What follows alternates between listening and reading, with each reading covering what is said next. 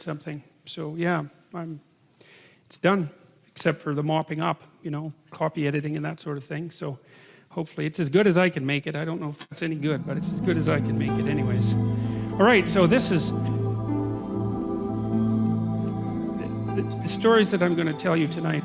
I've been thinking about, well, like the ones last week for that matter, for a very long period of time, but I think these even longer. And one of the things that I just do not understand, I cannot fathom this. I cannot understand how there can be so much information in such tiny little stories, especially the story of Cain and Abel. That story just, every time I read it, it just flattens me because it's only like a paragraph long. There's just nothing to it, and I think about it and I think about it and I think about it and I think about it, and every time I think about it, another layer comes out from underneath it, and then another layer comes out from underneath it, and I can't figure that out. Like, the rational approach that I've been describing to you is predicated on the idea that these stories have somehow encapsulated wisdom that we generated interpersonally and behaviorally, and then an image over very vast stretches of time, and then condensed it into very, very dense, articulated words that are then further refined by the act of being remembered and transmitted and remembered and transmitted and remembered and transmitted over vast stretches of time.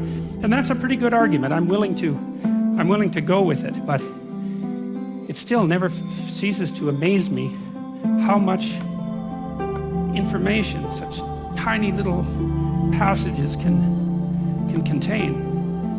So we'll take that apart today. And I think it's especially true with the story of Cain and Abel, because it works on the individual level, and it works on the familial level, and it works on the political level, and it works at the level of warfare, and it works at the level of economics, and that's a lot for a little tiny one-paragraph story to cover, man. Now, you could object, well, with these stories, you never know what you're reading into it and what's in the story, right? That's part of, let's call it the postmodern dilemma, and fair enough. And there's really no answer to that, any more than there is an answer to how do you know your interpretation of the world is, well, let's not say correct, but sufficient.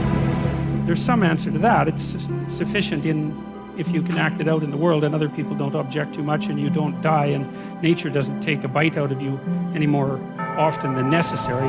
Those are the constraints within which we live. So you have some way of determining whether your interpretation is at least functionally successful, and that's not trivial.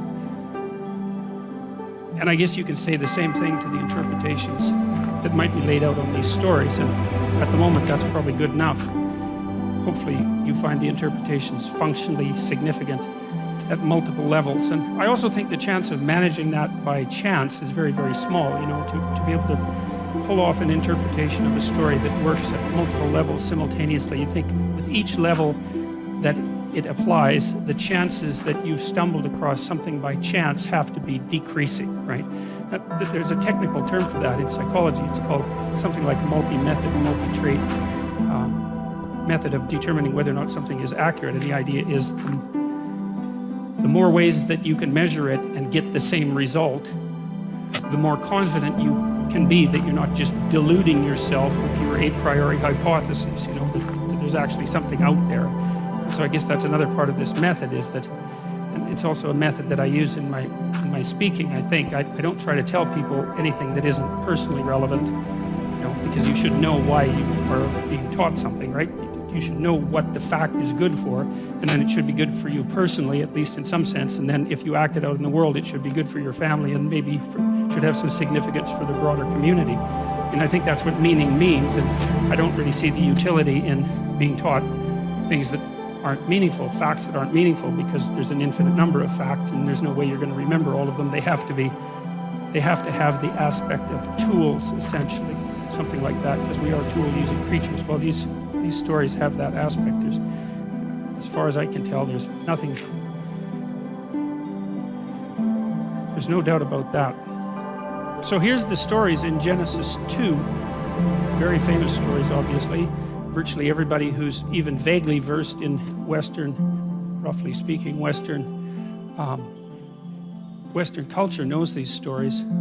And that's something that's interesting too, that stories can be so foundational that everybody shares them. I mean, you can say the same thing about a fairly large handful of fairy tales as well, or you could at least until recently. But the fact that stories are foundational, I think, also means that they have to be given a kind of, well, even if you don't give them any respect, you have to at least treat them as remarkable curiosities. So why those stories, and why did they stick around, and why does everybody know them? And it's not self-evident by any stretch of the imagination, and you can use explanations. You can use the Freudian explanation.